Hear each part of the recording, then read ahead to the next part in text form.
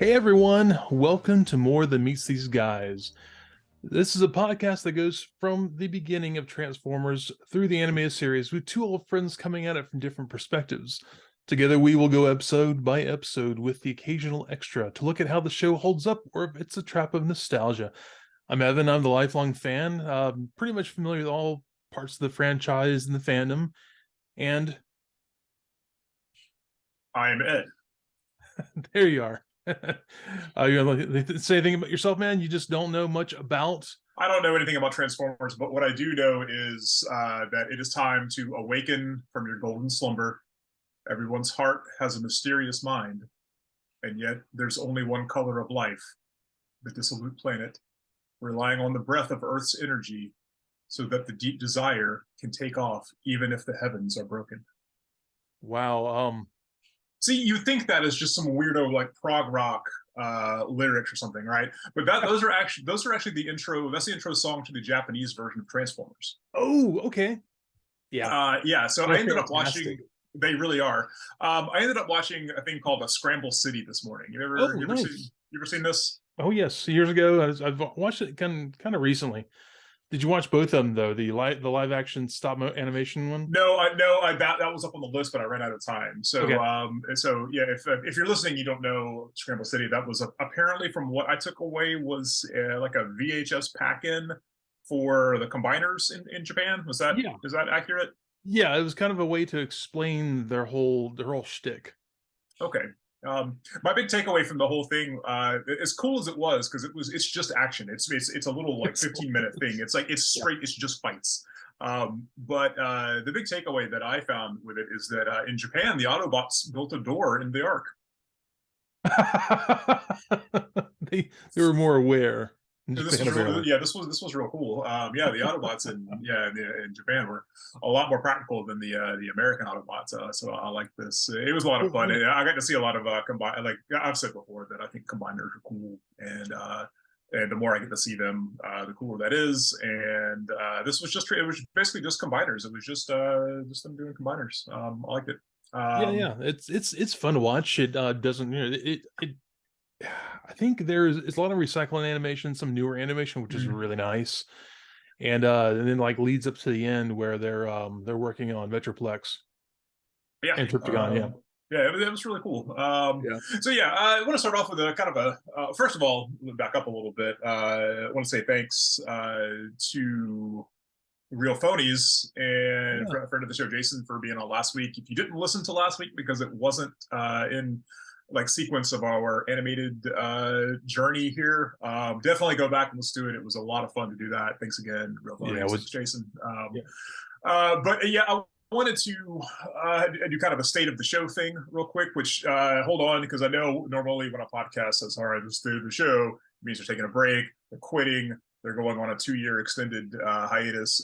We don't do that at MTMTG. We're doing the opposite of that. We're ramping up production of things here. We're expanding into things. This was initially supposed to be a subdivisions covering one of my favorite things, which is Warhammer 40,000. But I decided that I needed to sort of reconfigure that episode so it wasn't just me rambling on. And B, we've been doing side ups for 2 weeks, and I think it's time to get back to some Transformers, y'all. And but now starting season 2, but man, this is just a beast of a season. It's so long. It's huge. 49 episodes. 49 episodes. So this is gonna be like a year before we finish this almost. So what we decided we're going to do is we're probably going to do these in like 5 or so episode chunks, and then throw subdivisions in after, every 5 episodes, just to kind of give us a break and just to cover some other dumb stuff. But yeah, I know that you had some crazy questions about Warhammer 40,000. Oh man, yeah. You kept asking me something about like space werewolves or something like that. What's this? Space wolves. Space wolves. Oh, you were asking me if I thought you were asking me if there were space werewolves. No, I said so. I want to ask you about space wolves and things like that, because I know all the different armies. Okay. So now I thought you were asking me if there were space werewolves, and it was like I was like, well, there are space werewolves. Oh, we'll see. There you go. There are space werewolves, and they're sort of part of the space wolves. because Gotcha. the space wolves are basically space Vikings, and Different than the they're Luna Wolves. different than the Luna Wolves. Completely different. The Luna Wolves don't have anything to do with wolves at all. But the space wolves themselves are space Vikings Mhm. that are from like an ice planet, and they revere wolves, and they also ride wolves. They have things called Thunderwolf Cavalry, which are like these big space marines that ride on giant like oversized dire wolves. Yeah, nice. Okay, Yeah, very cool. very very cool. Well, that's all for that episode. So let's save all that. Oh yeah, no, absolutely. But yeah, no, I just really, yeah, I just wanted to know what you were talking about when you were asking about Space War. No, knowing everyone, knowing that he could text me anytime, but that's kind of fun. No, I want to do it in a public forum. It's Oh, better that way. It's more gotcha. fun Okay. that way. Yeah. So yeah, but so this is another Donald Gluck episode who we've talked Hmm. about in the past, and how he got his start in the film industry by making homemade films when he was a kid. This is a big interest to me since that's stuff that we did when we were kids. Same thing. And which, yeah, as I've said, has also which led to a lot of my circle of friends, including myself, working in film to various levels, all the way from interned on a couple of things, all the way up to good friends of mine that have directed big multi-million-dollar feature films starring rock bands. But I found out that at some point someone released a DVD set of all of Donald Gluck's surviving home movies he made back in the '60s, and yeah, a couple of them are on YouTube. So I spent some time watching those, and they're really awesome, especially for the time and the technical constraints that he had, working on like Super 8 cameras as opposed to working on VHS. There's an 11-minute Spider-Man movie on YouTube that's pretty cool, where he mixes in live action, like a guy in a Spider-Man suit and some other actors, in with a stop motion action figures for all the like this wall crawling and web swinging and stuff. That's great. And it was really cool. It was a really neat thing to see, since you can tell that he found out probably the same way that we did that action happens in the cuts and the edits. And we filmed a ton of fight scenes back in the day where nobody actually threw punches at each other. We would just do a close up of like a fist or a foot, and then cut to a guy like falling down or selling that or something like that, or like a just superimpose the fist on the face, and no one ever like swung a punch or whatever. And you can see that kind of thing in like Sam Raimi and Robert Rodriguez's work, where there's a lot of things that they look very kinetic and very action oriented, when really not a whole lot is really happening. It's just a lot of quick, cool cuts to kind of tell the story and whatnot. Which is just really cool. Yeah, which is actually kind of why the no cut scene, where at least it doesn't show a clean cut or anything like that, in Daredevil, the live action series that came on, that whole sequence where he goes down the hallway, just the hallway scene. Yeah, oh, it's incredible. Yeah, those make you really appreciate those kinds of things, because and I'm a big fan of kung fu films, and something I learned from watching film commentary was that if you watch a fight scene in a kung fu movie, the more times guys hit each other without a cut, the better choreographed that scene is. So if you see a thing where guys will do 8 punches or blocks in a row before a cut, then that's going to be some crazy high level choreographer, whereas a lower budget thing is going to have 1 or 2 and then cut, which is pretty cool stuff. So yeah, totally. And honestly, that's a lot of people don't like doing like that, because it's actually a lot more dangerous for people. So there's a lot of protection of actors. So it's always really cool when you see them go full through with that, because they're taking a lot of risk. So yeah, exactly. So but season 2, episode 1. Yeah, so Autobot Spike. Autobot Spike. So yeah, man, we used to make fun of this episode a lot, with good reason. Really? Yeah. Okay. We'll get to that. Yeah. I gotta say, first of all, it was actually pretty nicely animated. There wasn't really any errors. It was crisp, clean. It was good. Yeah. But more importantly, we got a cool new intro song. Oh man, I love it. And at first I was like, this is some weird Japanese city pop kind of thing, like that Japanese mall music. But I went back and listened to it a couple more times, and it sort of is, but it's really a second wave ska song. It's like somebody took a Madness song and then put group vocals and then the Egyptian Lover in it. Yeah, they did. And it is straight up like something off of like That's One Step Beyond or something like that. that's great. And Actually, it was never pretty, thought about pretty that it one. was pretty cool. Let's do it again with that in mind. And you're like, oh yeah, Yeah, yeah. actually, I do like season 3 intro even better. But Oh yeah, this no, one has this. Almost has these like synthesized horns. Wah, wah, wah, wah, wah. yeah, It's great, like you said, Segway ska. yeah. I like the whole animation of this intro. It's funny, the you get used to hearing that first season intro, and it's very cobbled together, spliced together. It's almost Mhm. like 3 4 different songs they just cut together. And this one is a full on straight up song. This one, yeah, this So one's yep. not quite like the Japanese intro songs, but Oh, that those are Japanese intro song's also just a city pop song, but I oh, they're like it a great. They're lot. So fantastic. yeah. Well, we get the return of the narrator here Oh, too. here he He is. drops a cool thing that was cool. And oh man, Sparkplug's making Autobot X. This is great. So he comes in and says, talking about the experiment, but not with Wheeljack, but with Sparkplug, Sparkplug, who, yeah. since they're both voiced by Chris Latta, sounds like Wheeljack anyways. If you close your eyes, They both Chris Latta. oh yeah, I you listen to didn't, Wheeljack and I didn't know. That's Sparkplug funny. together, they sound exactly the same. So Nice. I think there's a point here where Spike says something about the Autobot Frankenstein monster. Huge hint here. Where are we going Oh with my this? god, four shot. Yeah, we're doing the Yeah. Frankenstein thing again. And this thing's even got like bolts in his neck. I would say Got, that. yeah, they put bolts in his neck. And he's just like a cobbled together thing. He's got like parts of like Jazz and parts of like Sunstreaker and like a Optimus Prime looking head and like a half of like Ratchet's face on there. And Yeah, it was a pretty weird looking thing. Like they only had like the front fender of one dude and the other front fender of another guy. And I'm trying real hard not to make a "we didn't land on the ark landed on us" joke for Autobot X. oh god, I'm gonna let that. I don't want to get canceled. don't do that. That's a whole new territory. I'm just gonna let that one go. Man, okay. So there's this like they're all kind of watching Autobot X, and he of course goes on a rampage and starts Of course he goes on a rampage. stuff It's because like the third time we've had this in this show.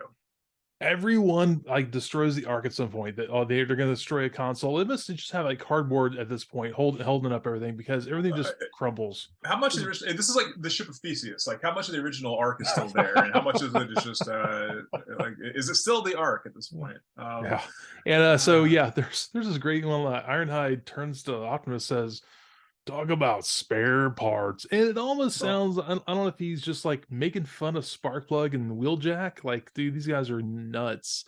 Or if what's going on here, or if it's just he's making the commentary on like the cobbled together Autobot X. Maybe he's talking about the arc. I don't know, man. Yeah, that too. I mean, we can go all kinds of ways here. But hey, roll call. Before the roll call, there's a really funny scene where they're going to disassemble Autobot X, and Wheeljack says he's going to take care of it, and that Ratchet will help him. But Ratchet's standing right behind, and Ratchet gets scared at this for a second, right? And he makes a shocked face, but then they just stop animating him while Wheeljack's talking, and he's just scared for 30 seconds. He's in the same scared position for 30. It's like the end of an 80s sitcom. He just froze. And after this, does he stop and look back at the others like, what's this guy talking about? I'm not helping. Yeah, eventually he does. Yeah. I thought so. Yeah. It was a weird forced perspective. Like Wheeljack looked really tiny and like Ratchet looked huge. Huge, yeah. Like almost like Wheeljack was right there on the camera and Ratchet was over here, but it wouldn't have worked that way. But forced perspective on this was all jacked up. Yeah, so, it was like a bad version of Lord of the Rings. For sure. Lord of the Rings. We get the roll call. Optimus Prime gets to give the transform command like twice in a minute again. I'm a big fan of him doing that. Ironhide, Ratchet, Windcharger, Prowl. It does the whole. He goes down the line. Okay, these are all the toys you need to go buy now before they're canceled. Right. Yeah, don't forget Brawn. Oh, Brawn is Brawn's there too, because in the very they go to a missile base, Air Force missile base, and first thing Brawn does is he kicks Soundwave into a rocket and blows his rocket up. Oh man! So Soundwave somehow completely stealthily goes behind Windcharger and Ratchet, shoots him and like knocks him clean out. And they're looking. It's looking pretty bad. And like, yeah, Braun. You hear Braun's voice. He runs up and does a flying kick and launches him into a rocket. Knocks over a rocket. But then that knocks over like 15 more rockets and blows all these rockets up. These are just hanging out like on launch pads. I don't know what they're for. Like, are they missiles? Are they weapons? Are they? They look like ICBMs, man. They do, but yeah, it's I don't know what these. Reagan's America. Reagan's America, but Optimus Prime's real upset by this. He's the rockets, no. Keep this in mind because this is going to come back to haunt us in a little bit. Because this is a very important plot point, so keep that in mind. So they have that going on, and like and Optimus, or no, it was Megatron's like wandering around like there's no energy left for us to steal. We may as well leave now. Well, they still like. I don't. I guess. They were like saying something about that you need a lot of energy to launch all these rockets. So of course he's going and saying, well, they're all knocked over, so I guess there's no energy left. They don't have any like tanks of rocket fuel you can. Yeah, like, I guess all the rocket fuel the tanks. fuels in this. I don't know, man. Yeah. Anyways, well, okay, plot point. I guess we'll leave now. Once again, here comes Spike into a war zone, driving a Volkswagen. And he even says, "Should we be here?" Like it didn't stop you the whole last season. But so yeah, they get shot at, and Bumblebee flips over on his side, and Spike is just like he's just massively injured, and I feel like Spike got hurt worse than this a whole lot more in season 1, multiple times. He did, and the thing about this is, we realize how close of a mimic that Bumblebee is of a actual VW bug because they are death traps. So obviously there's no extra belts, there's no airbags, nothing there. No crumple zones or anything like that. Nothing. So he turns on his side, and apparently this prompts Spike to be real hurt. But I love this. So what kind of back alley doctor muses about separating Spike's mind and body? It's like, well, it'd be really great if we could just separate his mind from his body. They didn't even say what's wrong with him. I know, like he was injured, and that's fine. But they had to operate on. But like they operate people all the time without that. Hey man, I know your appendix ruptured, but we got to take your brain out and put it over in over this Atari for a couple of days while we operate on you. So basically, we get like an episode of Full Metal Alchemist at this point. That's that way to put it. Yeah, so apparently there is still the Abby normal brain in Autobot X. Nice callback to young Frankenstein. Abby, I gave you the Abby normal brain. Yeah, so it's still crazy, no matter who's in that head. So okay, I'm going past a little bit here, but they set up the machine and first of all, they set up the machine in the hospital where Spike is. Apparently they're running wires all the way to the Ark. They transmit his brain. They transmit his brain over a telephone 9600 baud rate modem. No wonder it goes badly. Yeah, exactly. Loss of signal. Nobody had broadband back then. Nobody had this 28.8 56K modem. So DSL. So they broadcast his brain into Autobot X. And he goes real crazy once he realizes what's going on. At first he's like, "Oh, Dad." He just has he's got the groggy woken up. Yeah, he kind of came out of a root canal suddenly, and he's trying to figure out where he is.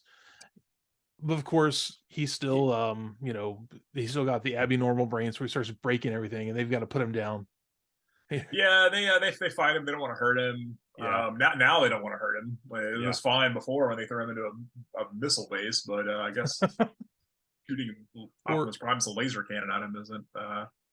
Turn it down to low power, guys. But what's going on behind the scenes here? Because the Autobots didn't learn from the Japanese Autobots and put a door in, so it's my little guy Laserbeak over there creeping, recording this whole thing. Something to detect Laserbeak. Like they need to put a bell on him or something. That dude is always he was just hanging out waiting for something to happen, and it happened all right. Always Goes back and tells Megatron's like, well, we can work with this. Dude. And Why do they have Spike watching Frankenstein on Teletran 1? So I love this. He's like, so he's still kind of out of it. He's still got this kind of like coming down from being sedated voice, and he's like, he's like, yeah, Wheeljack, thanks for patching TV into Teletran 1. And he's watching Frankenstein. Dude, he's watching Frankenstein. Can we get any more ham-fisted than this? It's just like we foreshadowed it at the beginning. Yeah. Like we're like, in case you didn't get it yet, we're gonna show you a we're recreation of the movie. Beat you over the face with the fact that this is like a tribute or whatever to. And why does Spike as Autobot X sound like Spicoli? He does sound like He Spicoli. does. God, it's almost like Snuffleupagus. Hi, bird. God. No. So Spike throws a fit and just smashes the rest of the arc up because he sees that Frankenstein's a monster, so he's the monster. I'm like, dude, watch the rest of the movie. Like, if you just would have watched another 20 minutes, it would have been like, oh, okay. Like, read the book, Spike. Like, Yeah, I knew it got assigned you in high school. Like, also, it was the doctor that was the monster the whole time. So really, it was Wheeljack and his dad. Really, pretty much. Right? That checks out. That tracks really nicely. So why does Dr. Frankenstein in the movie have the same voice as the back alley chop shop doctor who suggested separating his brain? By the way, that was great.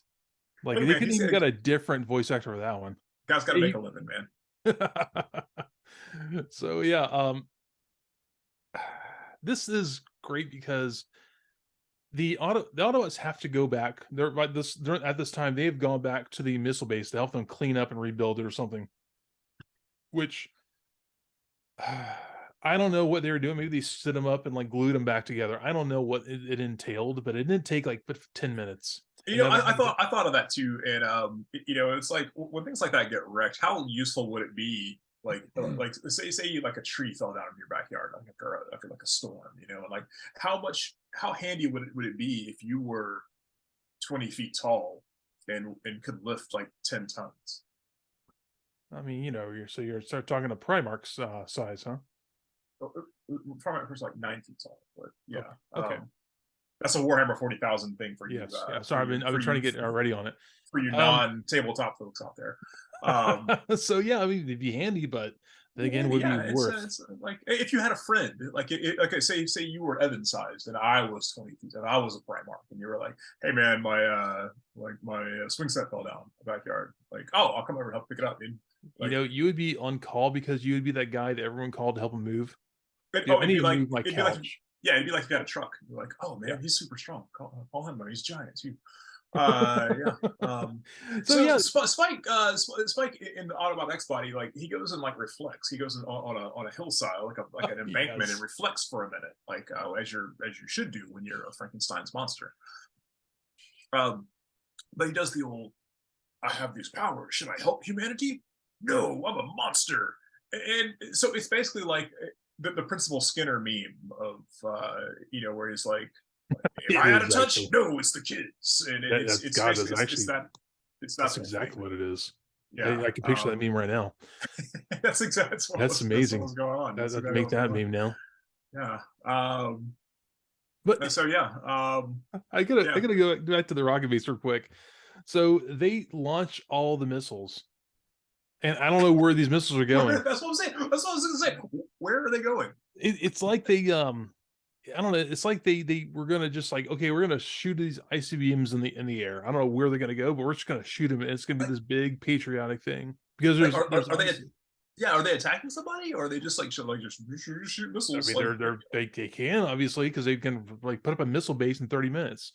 I'm gonna say that personally, I live within like an hour driving distance of I think four pretty major military bases, and these dudes are constantly blowing stuff up, and it's not cool. It's the other day, I thought we had an earthquake over here, but no, it was an Air Force base blowing something up. They developed the Moab kind of That's that right. Eglin, I think. That's right. Right next to yeah, like about an hour from where I live, and Yep. they're constantly just like blowing something up, or like, hey guys, let's fly a jet fighter 10 feet over these houses. It's And I not mean, cool. even They where I live crashed now, I've one. got two around me, so Yeah, they're see, all over the exactly. place. They crashed a jet. They crashed a fighter into a residential neighborhood here back in the '90s. That wasn't cool. That wasn't cool either. I don't like bombs blowing up. I only like them in cartoons. Anyway, But man, so, this is America. America. there's Shoot all the rockets. all of them. There's a big Autobot Decepticon fight here.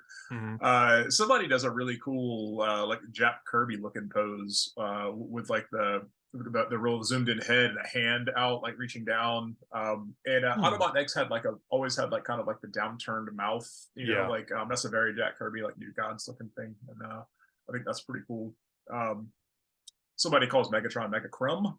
Oh yeah. And that has to be the weakest of all of Transformers insults so far. Wait, is this you're talking about when they go back and they find Autobot X there?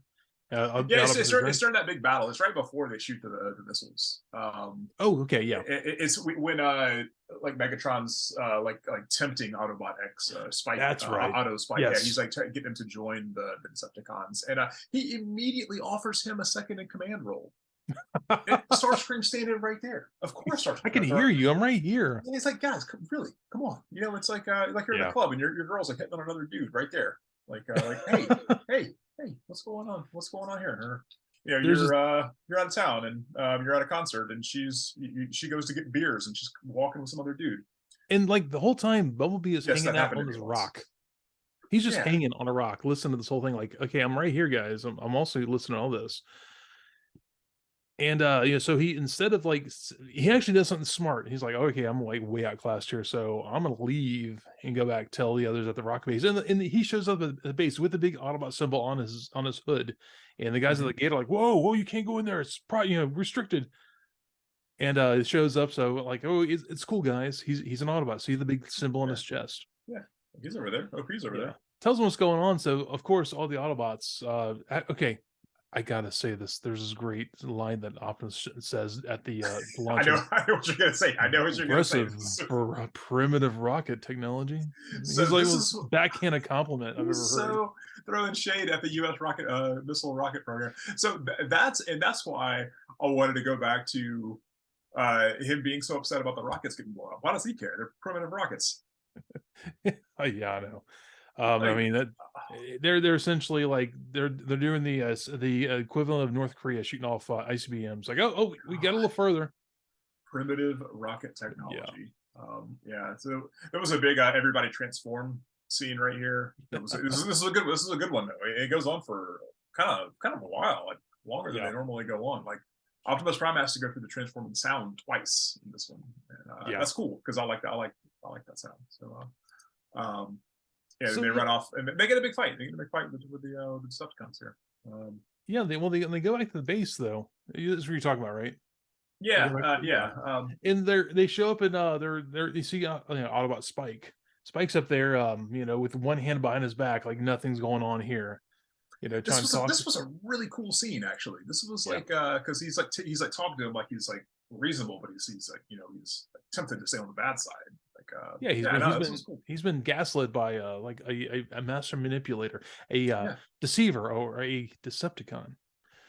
See, see a little hand behind his back holding Megatron in gun mode. And they're all trying to reason with him, and he pulls it out, starts shooting at him. And it's one of those moments where they're like, okay, we can't do anything, we can't hurt him. If we destroy his body. Prime has these times where he has a very William Shatner, we can't destroy his body, we will destroy his mind moments, and he delivered just like that. Yeah, he really does. As a side note, speaking of Star Trek, I was my son and I were laying in bed last night, and he was playing on the Switch, and I wanted to watch something that it was appropriate for him to watch, and because I tend to be a little protective about letting him watch things like Aliens or Predator or RoboCop or whatever. So I turned on Star Trek 2, Wrath of Khan, aka one of the best sci-fi movies of all time. And man, he let me have it about what trash Star Trek is. Man, he was just mad about Star Trek, and I'm like, what do what? you failed him already? I get it, man. Oh, out of all the Star Treks to hate on, like you can't hate on Star Trek 2 and you can't hate on Star Trek 4. Like I would also say definitely First Contact, but of the classic Trek, yeah, like pretty good, pretty good, yeah. Yeah, it was. Yeah, I was like, I was a little taken aback, but yeah. So back to the thing here. There's a big fight, and somebody shoots a beam of something at the Seekers, and they get caught in a river of chocolate. yeah. So yeah, Ironhide's like melting the rocks. And it looks like they're floating in that Willy Wonka's river of chocolate. They just float away in this chocolate river. This is so funny. So go Augustus Gloop, you got this. Oh my god! Optimus Prime gets blown up again by Auto Spike and Megatron, which he just gets totally housed here. But this got me thinking. Have you ever heard of the wrestler Atsushi Onita? I don't think so. You probably haven't, and that's fine. But as I've said in the past, I'm a big fan of pro wrestling, and in particular, I'm a big fan of Japanese pro wrestling. And I had a phase back in the late 90s and the early 2000s where I was big into trading tapes on the internet before you could just watch everything on YouTube and all that, which is way better, by the way. YouTube is way better than just sending off for tape for VHS tapes. So Onita was this dude that he was a promising like traditional wrestler when he was younger in their early 80s, then got hurt early on, retired, and just kind of bounced around. And a few years later, he came back, and instead of wrestling like traditional like style, like locks and clotheslines and this thing or whatever, dude just starts doing these bizarro like death match things where like the ropes are replaced with barbed wire and there's broken glass and tacks and landmines and tanks of piranhas in the ring and all this like rule stuff. And this is very much not my thing, by the way. I've seen a lot of this stuff, and it's basically like watching like Saw or Hostel or those movies. Those movies aren't scary, and I don't consider them horror movies. No. But in the same way that I don't really consider a lot of this to be like actual wrestling. Like we called it garbage wrestling for a long time, which was like a double meaning, and that they use like trash cans and junk, but also a dig at the quality of it because it's just not good. But anyway, so this dude Onita had this deal where he would get into these matches and he would just get like absolutely mastered. He was the good guy, by the way, and he would wrestle like sometimes like a foreigner or like literally like a monster or something like a dude in like a Freddy Krueger suit or something like that. Anyway, so he would get in these matches and just get absolutely massacred, like buckets of blood all over the ring, and like he's all cut up with tacks and hammers and all this stuff. And but then he'd make this heroic comeback at the end, and he would hit like a couple of moves, and then he would win. And but this is when the Onita magic happens here. At the end of every match, the camera would like zoom in on it because he's the big star of the promotion because he owned it. So he would always be in the main event at the end. And so they would like zoom in on his face, and he would be like covered in blood, and he's on his knees in the middle of the ring, and he's like crying, and he's like literally every match he's like just tears streaming down this dude's face, and then like Wild Thing plays over. That's his theme song, Wild Thing from Major League, that version of the place. And he's crying every time. But that's Optimus Prime. He does the exact same thing. He just gets beat up. You rarely see Optimus Prime like doing like big stuff. He just gets blown up all the time. So I just decided that he's just like the Atsushi Onita of Transformers. That's pretty fair. Yeah.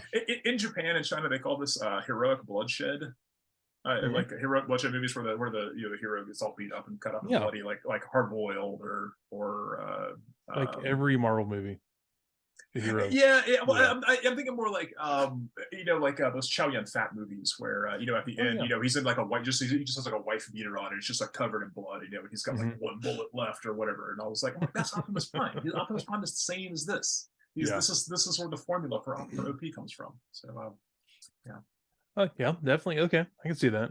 Yeah. Sorry for that. No, man. Side. I completely forget what we're doing now. No, there's a whole sequence where he see no, Sparkplug shows up.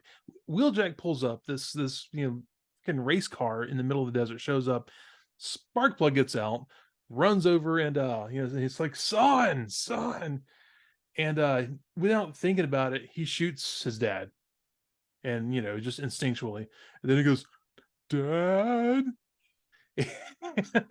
Which we used to make fun of that so much, Dad. And then he just shoots him. Yeah, but the best part is, he's falling down. Sparkplug's falling down this cliffside, and one of the powers that Spike apparently has is a claw machine claw. He shoots out of his left arm and catches him. It was cool, but I mean, because as he was cobbled together, I mean, like I think that like somebody Ironhide or somebody used that in the past, or like Ratchet or somebody had that thing in the past. And, yeah. And so it worked. It worked. I thought it was cool. Because he decided, he makes the change, and he decided there. So be the change you want to be. It was great though. It was like, I just immediately thought of a claw machine. He's like, send it out there, and grabs his dad, pulls it back in. Luckily it has better grip than the claw machine does, and pulls him back, saves his dad, and he starts shooting the Decepticons, and Megatron screams, "We have been betrayed. Retreat. Be betrayed by the guy by an Autobot." You were betrayed by the Autobot of and so yeah. Anyways, the irony is obviously not lost there. So the battle's won, and everyone's happy again, and so they decide they're going to put him back into his body, because apparently during this time they're able to I guess operate on his body, and it looks like nothing happened to it, but I guess he took a long nap without a brain. They had the body back in the Ark too. Yeah, like they didn't have to beam it back over to the hospital via wires. Which was good. Very nice. While Spike and Sparkplug are making up, though, we got like an emotional strings version of the Transformers theme song going on there. It was almost like the RZA from the late '90s produced that. Like it was a Wu-Tang Forever era. RZA was producing this. This was cool. They transfer back, but there's this weird moment where he says it's overloading, and I'm waiting for something bad to happen, but it's fine. He gets his brain back in there. Nothing happened.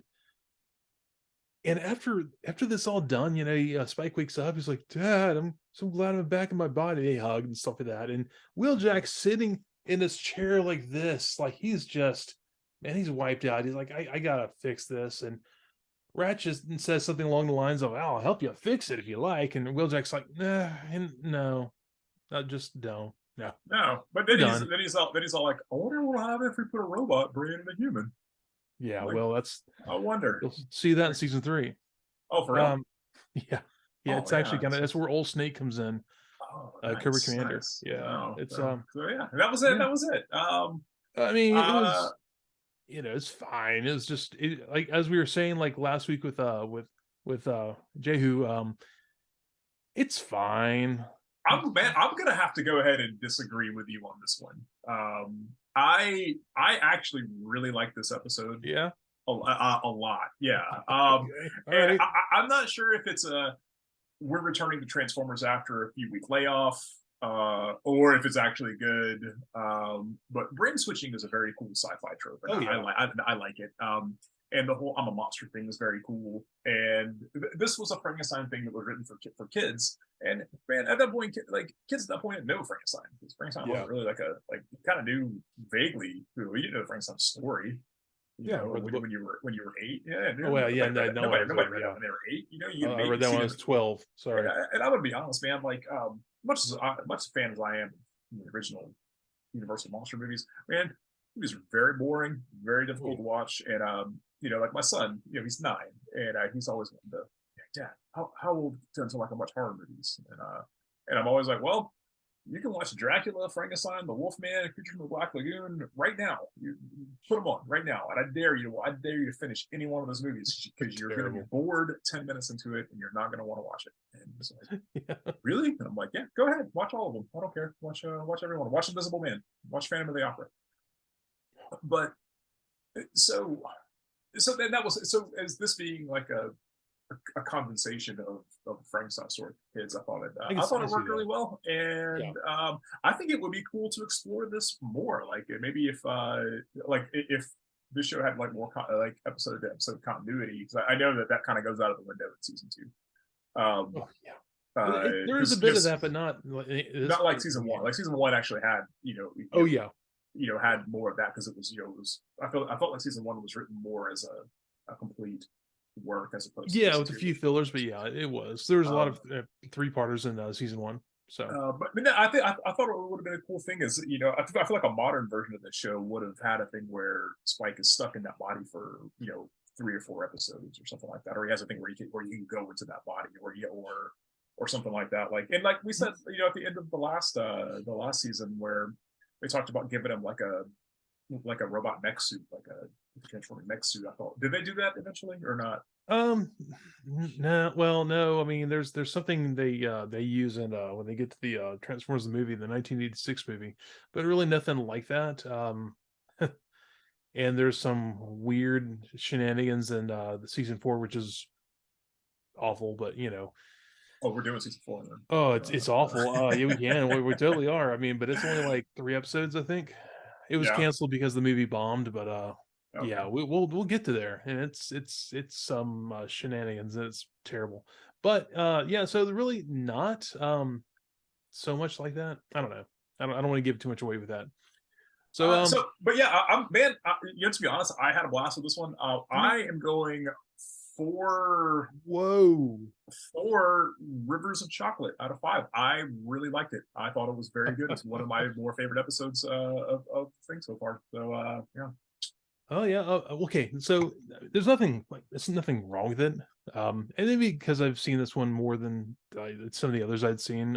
Just because it's I don't know, it's infamous. I've watched it more recently, and I don't know. It was fine. It's not bad. It's not. I don't think it's great, but I would definitely say that it was well animated. There wasn't any kind of weird animation errors, and it was clean lines and stuff. It was kind of nice. Which we're going to see a lot of bad animation in season 2, so I'm enjoying this right now when we go to the ACOM episodes. But I mean, there's nothing wrong with it. I would give it 2 trashings of the Ark out of 5. Wow. Right. Yeah. This is the furthest part we've been on any episode so far. Yeah.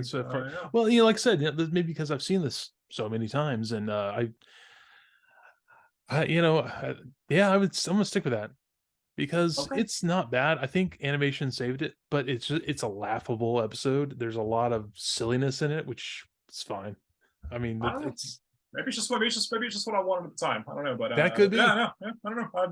I quite enjoyed it. So we get into some of the later season 2 episodes. It's gonna get real fun or bad. I don't know. We'll see. All right.